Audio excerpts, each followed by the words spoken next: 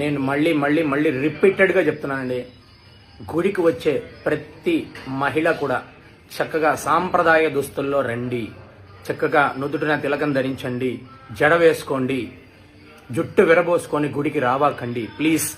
జీన్స్లు, టీషర్ట్లు, మిడ్డీలు, స్కర్ట్లు, పొట్టి పొట్టి డ్రెస్సులు వేసుకొని అమ్మాయిలు రావాకండి. అబ్బాయిలు షార్ట్లు వేసుకొని నైట్ డ్రెస్సులు వేసుకొని గుడికి రావాకండి ప్లీజ్.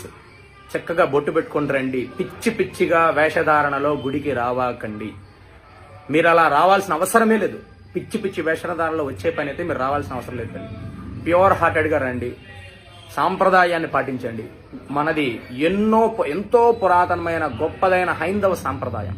ఈ హైందవ సాంప్రదాయంలో పుట్టిన ప్రతి ఒక్కరూ కూడా మన సాంప్రదాయాన్ని పాటించాడు. అట్లీస్ట్ గుడికి వచ్చేటప్పుడైనా తల్లి, మహిళలు మరీ వరస్ట్గా వస్తున్నారు. మీ పేరెంట్స్ మీరు మమ్మల్ని ఎలా ఎంకరేజ్ చేస్తున్నారండి? పెద్దవాళ్ళు చెప్పరా అండి? ఇంకేంటంటే మీ పెద్దరికి మీ పిల్లలకే మీరు చెప్పకపోతే బయట